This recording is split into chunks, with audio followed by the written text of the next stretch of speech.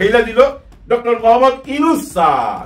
ভাই ডক্টর মোহাম্মদ ইউনূস, ওনাকে কেউ হালকা ভাবেনি। আপনাকে বাংলাদেশের ইতিহাসে অন্যতম শ্রেষ্ঠ ঘোষণা দিয়েছেন সাহসী, গৌরবোজ্জ্বল এবং টিট ফর ট্যাট, যে বাংলাদেশ যে পারে, বাংলাদেশ স্বাধীন সার্বভৌম, বাংলাদেশের যে কোমর সোজা করে দাঁড়াতে পারে, এটা বুঝিয়ে দিয়ে একটা ঘোষণা দিয়েছেন মাননীয় স্বরাষ্ট্রমন্ত্রী, স্বরাষ্ট্র উপদেষ্টা। দর্শক, এত কঠিন ঘোষণা বাংলাদেশের পক্ষ থেকে অতীতে আসেনি। রাপ্পা রাপ্পা পুষ্পার মতন ঠিক রাপ্পা রাপ্পা করে দেবে। আমাদের সাথে ফেস টু ফেস খেলতে হবে। তোমাদের 100 আর আমাদের 10, খেলা কিন্তু হবে। এটা কি লেভেলের আজকের এই ভিডিও দেখে বুঝবেন, আমি আপনাদেরকে বোঝাচ্ছি। যে সিস্টেমটা করছে টিকে থাকতে হইলে যেটা করা দরকার সেটাই তারা করতেছে। ভারত ও মিয়ানমারের অবস্থা এখন বেগতিক হতে যাচ্ছে। তাদের স্বপ্ন ছিল বাংলাদেশকে দুই সীমান্তেই ভয় পাইয়ে দমিয়ে রাখবে। তাদের সেই স্বপ্ন যে এবার কাল স্বপ্নে পরিণত হচ্ছে তা টের পেয়ে গিয়েছে পশ্চিমবাংলার দাদারা। এবার বাংলাদেশের বিমান বাহিনীতে যুক্ত হতে যাচ্ছে বিশ্ববিখ্যাত ফ্রান্সে তৈরি রাফায়েল যুদ্ধবিমানের আপডেট ভার্সন। ভারতীয়রা বাংলাদেশের বর্ডারে এসে দুলাভাই দুলাভাই আমার থেকে একটু পেঁয়াজ কিনে নেন বলে মানুষকে ডাকবে ভারতীয়রা, এই কথা বলেছেন। ভুল করলে কিন্তু পস্তাতে হবে। তারেক রহমান খুবই ইঙ্গিতপূর্ণ একটি কথা নেতা কর্মীদের উদ্দেশ্যে তিনি বলেছেন। এই কথার মধ্য দিয়ে অনেকগুলো অর্থ দাঁড়ায়।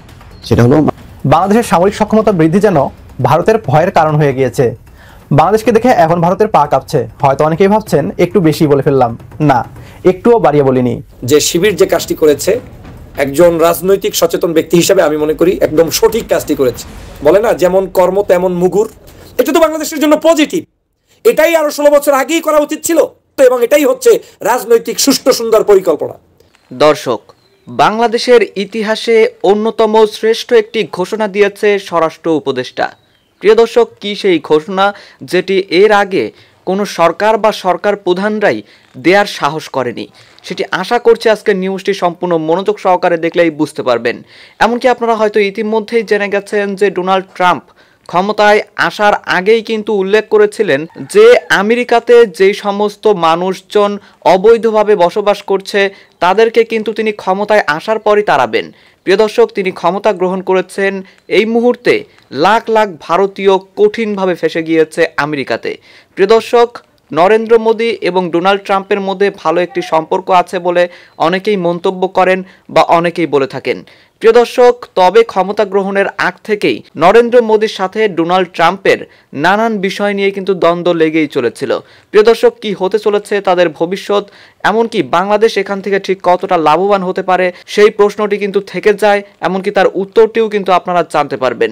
প্রিয় দর্শক, এরই সাথে সাথে জনাব তারেক রহমান বিএনপিকে উদ্দেশ্য করে কঠিন একটি বার্তা দিয়েছে। প্রিয় দর্শক, কারণ হিসাবে আপনারা বলতেই পারেন বিএনপির চাঁদাবাজি, লুটপাট, এটা কিন্তু থামছেই না। প্রিয় দর্শক, নেতা কর্মীদেরকে বাগে আনতে অবশেষে ঠিক কি ঘোষণা দিয়েছে জনাব তারেক রহমান তারও বিস্তারিত আলোচনা আপনারা দেখতে পারবেন। তো প্রিয় দর্শক, আমি আর বেশি কথা বাড়াবো না। আমি ভিডিও শুরুতেই আপনাদের আরও যে ভিডিওগুলোর অংশ বিশেষ দেখিয়ে শুরু করেছিলাম সেই ভিডিওগুলোর বিস্তারিত আলোচনা দেখাবো। তবে তার আগে বলি, যারা এখনও চ্যানেলটি সাবস্ক্রাইব করেননি সকলে চ্যানেলটি সাবস্ক্রাইব করে পাশে থাকা বেল আইকনটি বাজিয়ে দিবেন। আর যারা ইতিমধ্যেই সাবস্ক্রাইব করে রেখেছেন তাদের সকলকে অসংখ্য ধন্যবাদ। তো চলুন একটি লাইক দিয়ে আমরা ধারাবাহিকভাবে সবগুলো ভিডিওর বিস্তারিত আলোচনা দেখে আসি। বাংলাদেশের ইতিহাসে অন্যতম শ্রেষ্ঠ ঘোষণা দিয়েছেন সাহসী, গৌরবোজ্জ্বল এবং টিট ফর ট্যাট, যে বাংলাদেশ যে পারে, বাংলাদেশ স্বাধীন সার্বভৌম, বাংলাদেশের যে কোমর সোজা করে দাঁড়াতে পারে, এটা বুঝিয়ে দিয়ে একটা ঘোষণা দিয়েছেন মাননীয় স্বরাষ্ট্রমন্ত্রী, স্বরাষ্ট্র উপদেষ্টা। দর্শক, এত কঠিন ঘোষণা বাংলাদেশের পক্ষ থেকে অতীতে আসেনি। স্বরাষ্ট্র উপদেষ্টাকে ধন্যবাদ জানাই। দেখেন যে বাংলাদেশ এখন কোথায় আছে, এটা ওই অর্থে কোনো রাজনীতি বিশ্লেষণ, জিওপলিটিক্স, পলিটিক্যাল জিওগ্রাফি ওইভাবে করছি না। আমাদের আনন্দের বিষয়টা শেয়ার করছি যে আমরা কি পারি, আমরা কোথায় এসেছি। হ্যাঁ, এটা অনেক সিগনিফিকেন্স রয়েছে পলিটিক্যাল সায়েন্সে। এটা আগামী দিনে অনেক হিসাব নিকাশ ক্লিয়ার করবে। বাংলাদেশের রাস্তা কেমন হবে এটা বোঝা যাচ্ছে এই ঘোষণার মধ্য দিয়ে। বিএসএফ সাউন্ড গ্রেনেড ব্যবহার করেছে, বিজিবিও করবে। আপনি চিন্তা করেছেন, বিএসএফ সাউন্ড গ্রেনেড ব্যবহার করেছে, বিজিবিও সাউন্ড গ্রেনেড ব্যবহার করবে। আমাদের বিজিবির জন্য স্বরাষ্ট্র উপদেষ্টা বলছেন টিয়ার শেল সাউন্ড গ্রেনেড কেনা হচ্ছে। আপনি ঘোষণাটার গভীরতা একটু খেয়াল করুন। ভারত একটু উল্টোপাল্টা করবে উপরে বসে, কোনো ছাড় নেই। এবং ইশারা ইঙ্গিতে বুঝিয়ে দেওয়া হয়েছে, গুলি করে সীমান্তে মানুষ মারবে, একটা গুলি করলে 2টা গুলি করা হবে। পেট দেখাবে না বিজিবি, পাল্টা প্রতিরোধ করে তুলবে। বিভিন্ন জায়গায় আন্তর্জাতিক আইন লঙ্ঘন করে বেড়া নির্মাণ করতে চেয়েছিল, করতে দিয়েছে। ভারতের পান্ডারা সীমান্তে জড়ো হয়েছে, বাংলাদেশের জনগণও পাল্টা জড়ো হয়েছে। ওরা সাউন্ড গ্রেনেড মেরেছে, ওরা বলছে যে জনগণকে ছত্রভঙ্গ করতে বাংলাদেশের বিজেপির জন্য সাউন্ড গ্রেনেড কেনা হচ্ছে, টিয়ার শেল কেনা হচ্ছে। টিয়ার শেল প্রয়োজনে ভারতীয়দের ক্ষেত্রে ব্যবহার করবে, টিয়ার শেলকে বাংলাদেশি মানুষের ক্ষেত্রে ব্যবহার করবে, প্রয়োজনে ওদেরকে টিয়ার শেল দিয়ে সরিয়ে দেওয়া হবে। টিয়ার শেল দিয়ে সরিয়ে দেওয়া সম্ভব হলে টিয়ার শেল দিয়ে, সাউন্ড গ্রেনেড দরকার হলে সাউন্ড গ্রেনেড। এরপরে যদি কাজ না হয় লেথাল ওয়েপন তো আছেই, ওরা ব্যবহার করলে সেটাও করবে, কোনো ছাড় নেই। অতএব ভারতের সাথে বাংলাদেশ সরকার এখন চোখে চোখ রেখে কথা বলছে। আমাদের জীবদ্দশায় এই দৃশ্য দেখতে পাবো যে ভারতের সাথে বাংলাদেশ চোখে চোখ রেখে কথা বলবে, এটা অকল্পনীয় ছিল। কোন সরকারের পক্ষে এটা সম্ভব না, একমাত্র ডক্টর ইউনূস সরকার এটা দেখিয়ে দিয়েছে না, ভারতের সাথে চোখে চোখ রেখে কথা বলা সম্ভব। দর্শক, চীন তো ভারতকে থাপড়ায় সকাল সন্ধ্যা, পাকিস্তান তো থাপড়ায়, ভারতের সেনাবাহিনীর লুঙ্গি খুলে নিয়ে যায়, লাথি দিয়ে পাহাড়ের উপর থেকে ফেলে দেয় চীন ভারতের সীমান্তে ঢুকে। নেপাল, ভুটান, মালদ্বীপ তো নাই, নেপাল, ভুটান কিংবা বাংলাদেশের মতো ছোট ছোট দেশও এখন ওদের চোখে চোখ রেখে কথা বলছে। কেউ ওদেরকে বলছে না, ওদের সীমান্ত পলিসি ব্যর্থ, সব খেতে গিয়ে, বেশি খেতে গিয়ে হাত পড়েছে। ভুল করলে কিন্তু পস্তাতে হবে, তারেক রহমান খুবই ইঙ্গিতপূর্ণ একটি কথা নেতাকর্মীদের উদ্দেশ্যে তিনি বলেছেন। এবং গত কয়েকদিনের ঘটনা প্রবাহ বা গত কয়েক মাসের ঘটনা প্রবাহ লক্ষ্য করেই তিনি এই কথা বলেছেন। আমরা একটু দেখি কি কারণে তিনি এই কথাটা বললেন। বলছেন যে জনগণের সঙ্গে না থাকলে কি হয় তা ৫ই আগস্ট দেখিয়ে দিয়েছে। কাজেই ভুল করলে জনগণ আবার কোনো একটা কিছু দেখিয়ে দেবে, তখন কিন্তু পস্তাতে হবে, হাউতাশ করতে হবে। এখনো সময় আছে, মানুষ যেভাবে চায় সেভাবে চলতে হবে, মানুষের পাশে গিয়ে দাঁড়াতে হবে। এই কথার মধ্য দিয়ে অনেকগুলো অর্থ দাঁড়ায়। সেটা হলো মানুষের পাশে দাঁড়াতে হবে। মানুষ যা চায়, মানুষ কি চায়? মানুষ চায় যে তাদের সেবা, তাদের সমস্যাগুলো নিয়ে যাতে দল কাজ করে, তাদের সমস্যা বাড়ানো না, তাদের কাছ থেকে সুযোগ সুবিধা নিয়ে আনা। এই কথাগুলো খুব সুন্দরভাবে তিনি বোঝাই বলছেন। আবার ৫ই আগস্ট কেন বললেন? ৫ই আগস্ট কেন ঘটলো? এই কারণে যে আওয়ামী লীগ যেভাবে দুঃশাসন চালাচ্ছিল, যেভাবে অপকর্ম চালাচ্ছিল, চাঁদাবাজি, লুটপাট, তার বিরুদ্ধে মানুষ সম্মিলিতভাবে রুখে দাঁড়িয়েছে। এটার হলো শিক্ষা। সেই কারণে বলছে যে এখন মানুষ সচেতন হয়েছে, সুতরাং এখন যদি সেই কাজগুলো আবার করা হয় তাহলে আবার কিন্তু মানুষ দেখায় দেবে, কিছু একটা ঘটা দিবে। এটা খুবই সতর্কবাণী। মানে কোনো নেতারা সাধারণত এইভাবে প্রকাশ্যে বলেন না, কিন্তু তারেক রহমান কিন্তু প্রকাশ্যে এই কথাটা বলে দিলেন। সন্ধ্যায় রাজধানীর রমনা ইঞ্জিনিয়ার্স ইনস্টিটিউশন মিলনায়তনে এক ভার্চুয়াল অনুষ্ঠানে তিনি এই কথা বলছেন। ভার্চুয়ালি তিনি বক্তব্য দিয়েছেন সেই অনুষ্ঠানে। তারেক রহমান বলছেন, জনগণ যখন ক্ষিপ্ত হয়, শরীয়তের দেশ থেকে পালিয়ে যেতে বাধ্য হয়, এখনো চোখের সামনে জলজল করছে সেই উদাহরণ। ছাত্র জনতার অভ্যুত্থানে গত ৫ই আগস্ট আওয়ামী লীগ সরকারের পতন হয় এবং শেখ হাসিনা দেশ ছেড়ে পালিয়ে যান। বিষয়টির প্রতি ইঙ্গিত করে দলের নেতাকর্মীদের উদ্দেশ্যে বলেন, যতই মনে মনে তৃপ্তি বোধ করেন বিএনপি বড় দল, জনগণ যদি ক্ষিপ্ত হয়, আওয়ামী লীগও কিন্তু এটা মনে করতো যে আমরা তো বড় দল, আর কে আছে, বিএনপি জামাত নিঃশেষ, কেউ নাই। কিন্তু জনতা শক্তি যে কোনো দলের চেয়ে অনেক বড় শক্তি, সেটা ৫ই আগস্ট তারা দেখিয়েছে। সেই কথাটাই বলতেছে যে তৃপ্তি বোধ করার কোনো কিছু নেই, জনগণ যদি ক্ষিপ্ত হয়, জল করছে সেই উদাহরণ। কাজেই দিন শেষে কিন্তু জনগণ, খুবই বাস্তব কথা কিন্তু তিনি উল্লেখ করলেন তার বক্তব্যে। তারেক রহমান বলছেন, কিছু কিছু রাজনৈতিক শক্তি যত ছোট বা বড় হোক না কেন, তারা বিভিন্নভাবে বিএনপির বিপক্ষে কিছু কথা বলার চেষ্টা করছে। এই ব্যাপারে নেতাকর্মীদের সতর্ক সচেতন থাকতে হবে। দলের নেতাকর্মীদের উদ্দেশ্যে বলেন, অন্য কেউ সরকার গঠন করলে বিএনপি নেতাকর্মীরা কি ভালো থাকতে পারবেন? এ সময় মিলনায়তনে উপস্থিত নেতাকর্মীরা চিৎকার করে বলেন না। তার মানে হচ্ছে বিএনপির ক্ষমতায় আসা দরকার, এই কারণে তাদেরকে সঠিকভাবে চলতে হবে। কোনো কারণে যদি অন্য কেউ সরকার গঠন করে তাহলে সেটা কি দেশ জাতির জন্য ভালো হবে? এবারও নেতাকর্মীরা না বলেন। শেষে তারেক রহমান নেতাকর্মীদের উদ্দেশ্যে বলেন, এখনো সময় আছে, মানুষের পাশে গিয়ে দাঁড়ান, এখনো আমাদের সময় আছে, মানুষ যেভাবে চায় সেভাবে চলেন। দিন শেষে কিন্তু আপনাকে ওই লোকের অর্থাৎ জনগণের কাছেই যেতে হবে। আবারও তিনি বলছেন, আমি কয়েক মাস ধরে বলছি, সামনের নির্বাচন অত সহজ হবে না, আপনারা যত সহজ ভাবছেন। নিজের মনে যত বড়াই করুন, বিএনপির তো শাখা প্রশাখা একদম গ্রাম পর্যন্ত আছে, অন্যদের কি আছে? থাকতে পারে আপনাদের শাখা প্রশাখা, গ্রাম পর্যন্ত দলকে নিয়ে গেছেন, ওয়ার্ডে দল নিয়ে গেছেন, কিন্তু তারপরও জনগণ ম্যাটার্স। আসলেই শেষ কথা, জনগণ ম্যাটার্স। জনগণই শেষ শক্তি, জনগণই শেষ অবলম্বন। জনগণের পাশে না থেকে কেউ যদি বড়াই করে, যেটা আওয়ামী লীগ করেছে, জনগণকে পাত্তা দেয়নি, তোয়াক্কা করেনি, মনে করেছে যে শক্তি আছে, অর্থ আছে, কাজই দমন করবো না। শক্তি অর্থ কিচ্ছু না, তার প্রমাণ সালমানের প্রমাণ। হাজার হাজার কোটি টাকা নিয়ে এখন কারাগারে আনিসুল হক, আরো অনেকে আছেন, সমস্ত রাঘব বলা নাসার ওই গ্রুপের যে নজরুল ইসলাম মজুমদার কারাগারে, টাকা পয়সা দিক দ্বারা রক্ষা পায়নি। সুতরাং জনগণই শেষ, জনগণের কাছেই যেতে হবে, সে কথাটি তারেক রহমান উল্লেখ করলেন। দর্শক, ট্রাম্প শপথ নেওয়ার পরে বিপদে লাখ লাখ ভারতীয়। ট্রাম্প শপথ নেওয়ার পর ভারতীয়রা ভেবেছিলেন যে তাদের জীবনমান, সম্পর্ক এবং গতি প্রকৃতি যুক্তরাষ্ট্রের সঙ্গে উন্নত হবে, কিন্তু একই শুনছি আমরা যে ট্রাম্প শপথ নেবার পরপরই ভারতীয়রা বিপদে পড়লেন বা বিপদে পড়তে যাচ্ছেন। প্রিয় দর্শকরা, যেখানে আশার ডাল সেখানেই তাল বেতাল, এরকম কথা কিন্তু আমরা অনেকেই অনেক সময় শুনে থাকি।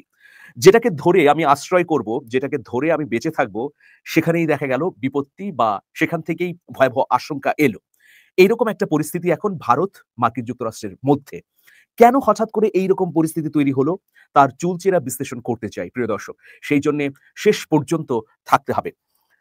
মার্কিন যুক্তরাষ্ট্রের গত নির্বাচনে ভারতীয়রা নিরঙ্কুশভাবে ডোনাল্ড ট্রাম্পের পক্ষে কাজ করেছেন। অনেক ভারতীয়রা আমেরিকার রাজনীতিতে প্রভাবশালী, তারা ডোনাল্ড ট্রাম্পের রাজনৈতিক দলের সঙ্গে সম্পৃক্ত। যদি আমি মোটা দাগে একটা পরিসংখ্যান আপনাদের সামনে উপস্থাপন করি, তাহলে দেখা যাবে যে ভারতীয়দের মধ্যে প্রায় 60 থেকে 70% ছিলেন ট্রাম্পের পক্ষে, অন্যদিকে বাইডেনের সঙ্গে ছিলেন 20 থেকে 25%। এইরকম একটা অবস্থা যখন আমরা দেখছি, তখন নির্বাচন হয়ে যাওয়ার পর, ডোনাল্ড ট্রাম্প শপথ নেওয়ার পর, ক্ষমতায় আসীন হওয়ার পর, এখন ভারতীয়দের কপালে দুর্ভাগ্যের টিকা পড়তে দেখা যাচ্ছে।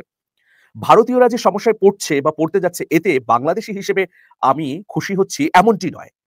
প্রত্যেক দেশের নাগরিক অন্য দেশে সুযোগ সুবিধা পাক, ভালো থাকুক, এটাই প্রত্যাশা। কেবলমাত্র আমাদের ক্ষেত্রে যেটা আমরা চাই, ভারত আমাদের সঙ্গে ন্যায্য আচরণ করুক। ভারতের জনগণের সঙ্গে বাংলাদেশের জনগণের কোনো বৈরিতা নেই। সেই জায়গাটিতেই দাঁড়িয়ে আমি বিশ্লেষণ করতে চাচ্ছি যে কেন ভারতীয়রা বিপদে পড়তে যাচ্ছে ডোনাল্ড ট্রাম্পের শপথ গ্রহণের পরপরই। প্রিয় দর্শক, দুটি কারণে আমি আরো ভেতরে প্রবেশ করব, তার আগে দুটি কারণের কথা আমি বলে নিই। একটি হচ্ছে মাত্রাতিরিক্ত শুল্ক আরোপ। আপনারা নিশ্চয়ই জানেন যে ভারত এবং যুক্তরাষ্ট্রের মধ্যে গত বছরে $120 বিলিয়ন বাণিজ্য হয়েছিল। গত 2 দশকে দেশের মধ্যে বাণিজ্য 92% বৃদ্ধি পেয়েছে। এটা একটা বড় ঘটনা। এরই মধ্যে ট্রাম্পের আমেরিকা ফার্স্ট, মানে আমেরিকাকে প্রথমে অগ্রাধিকার দেবার যে নীতি, সেই নীতি দুই দেশের মধ্যে বাণিজ্য সম্পর্কে একটা বড় ধরনের বাধা হয়ে দাঁড়িয়েছে। আমেরিকা অগ্রাধিকার মানে আমেরিকা ফার্স্ট নীতির লক্ষ্য হচ্ছে যে দেশের ভেতরে কর কমিয়ে বিদেশ থেকে আমদানি করা পণ্যের উপর শুল্ক বাড়ানো। এই শুল্ক বাড়ানোর নীতির কারণে বিপদে পড়ে যাচ্ছে ভারতীয়রা, কারণ এই শুল্ক বাড়ালেই ভারতের পণ্যের দাম অনেক বেড়ে যাবে। ফলে ভারত থেকে রপ্তানিমুখী শিল্পগুলোর উপর বড় ধাক্কা আসবে, যেমন ভারতের তথ্য প্রযুক্তি, গাড়ি এবং ওষুধ খাত। প্রিয় দর্শক, এইরকম যেমন একটা কারণ রয়েছে, আরেকটা কারণ রয়েছে যে বিভিন্ন হত্যাকাণ্ডের সঙ্গে ভারতের সম্পৃক্ততা। এই বিষয়টি নিয়েও ভাবিয়ে তুলেছে মার্কিন ডোনাল্ড ট্রাম্পের প্রশাসনকে। সর্বশেষ যে কারণ, সেটি হচ্ছে ডোনাল্ড ট্রাম্পের অভিবাসন নীতি। দেখুন, বিতর্কিত বিলে পাশ করেছেন ইতিমধ্যে ডোনাল্ড ট্রাম্প। দ্বিতীয় মেয়াদে মার্কিন প্রেসিডেন্ট হিসেবে শপথ নেওয়ার পরপরই তিনি বেশ কিছু নির্বাহী আদেশে সই করেছেন। যেমন একটা বড় আত্মঘাতী আদেশ হচ্ছে যে বিশ্ব স্বাস্থ্য সংস্থার কার্যক্রম থেকে বেরিয়ে যাওয়া। দ্বিতীয় বিষয় হচ্ছে যে যুক্তরাষ্ট্র থেকে অভিবাসী বিতরণ করতে ধারাবাহিকভাবে তিনি কিছু সিদ্ধান্ত নেবার কথা ঘোষণা করেছেন এবং ইতিমধ্যে এই সংক্রান্ত বিলে সইও করেছেন। এখন এই নীতির কারণে মার্কিন নাগরিকত্ব হারাতে যাচ্ছেন লাখ লাখ ভারতীয়রা। কল্পনাও করা যাচ্ছে না যে এটি যদি বাস্তবায়ন হয় তাহলে কি ধরনের প্রভাব পড়বে মার্কিন যুক্তরাষ্ট্রে ভারতীয়দের উপর।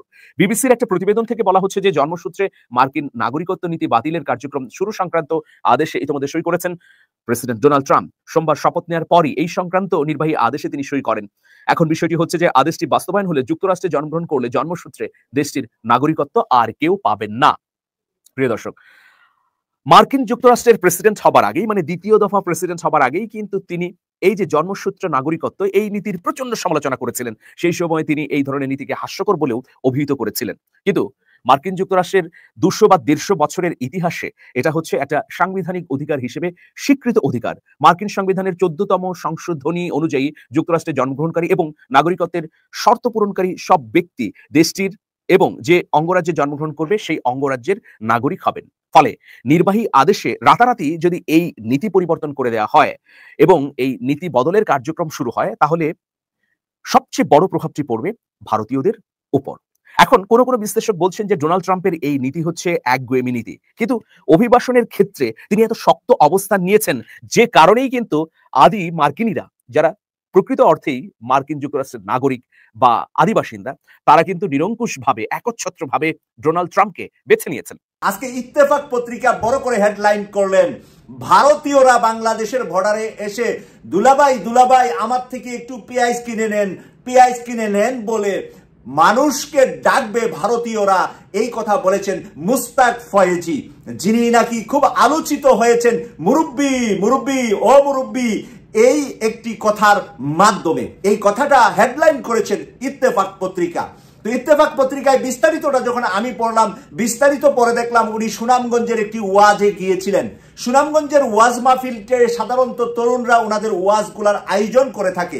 তরুণদের উদ্দেশ্যে এসে তরুণদের ফিউচার, তরুণদের ভবিষ্যৎ নিয়ে সুন্দর একটি কথা বলেছেন।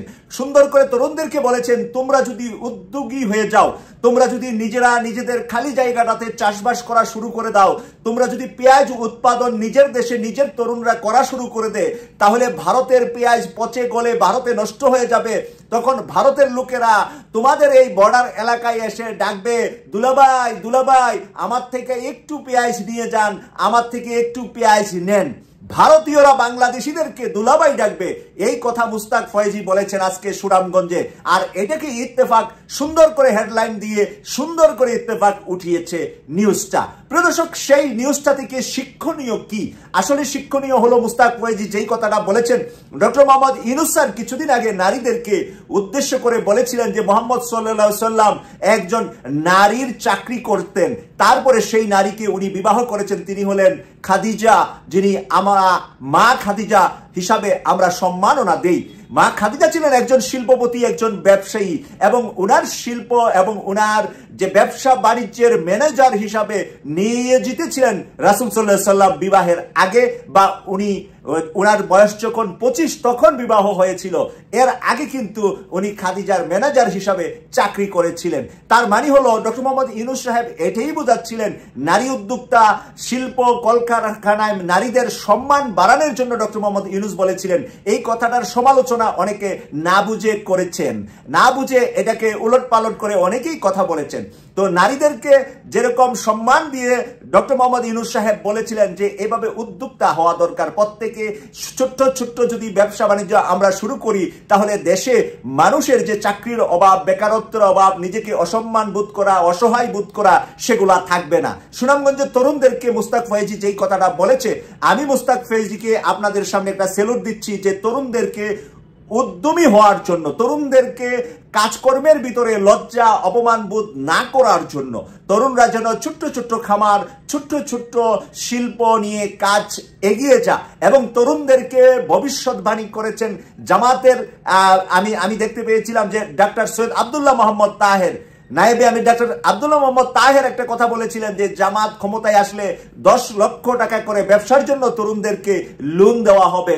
মানে তাদেরকে সুদ না দিয়ে তাদেরকে পুনর্বাসনের জন্য, তরুণদেরকে ডেভেলপ করার জন্য, তরুণদের ব্যবসা বাণিজ্য করার জন্য 10 লক্ষ টাকা পর্যন্ত জামানত ছাড়া তাদেরকে, জামাত যদি রাষ্ট্রীয় ক্ষমতায় যায় তাহলে তাদেরকে ব্যাংক লোন দিবে। মানে শর্ত যেরকম কঠিন থাকার কারণে আমাদের তরুণরা ব্যাংকে গিয়ে, বাবার জমিও নাই, জমি দিতেও পারে না, নিজের নামেও সম্পদ নাই, ব্যাংকে রাখতেও পারে না, লোনও পায় না। এই জন্য কিন্তু জামাত সেই কথাটা পরবর্তীতে বলেছে যে এটা দল থেকে দিবে না, এটা রাষ্ট্র যদি জামাত চালা তাহলে রাষ্ট্রের ব্যাংকগুলা থেকে 10 লক্ষ টাকা করে তরুণদেরকে উদ্যোক্তা হওয়ার জন্য, নতুন নতুন শিল্প কলকারখানা বাড়ার জন্য, কৃষি খামার বাড়ার জন্য, আমাদের দেশের উৎপাদন বাড়ার জন্য সেই কাজটা করবে। তাহলে মুস্তাক ফয়েজি যেই কথাটা আজকে বলেছে, সেম কথাটা কিছুদিন আগে ডক্টর মোহাম্মদ ইউনূস স্যার বলেছে, সেম কথাটা কিছুদিন আগে ডাক্তার সৈয়দ আব্দুল্লাহ মোহাম্মদ তাহের বলেছে। তাহলে মুস্তাক ফয়েজির রেফারেন্সটা আজকে আসার কারণে, যেহেতু এই ওয়াজিনদের কথা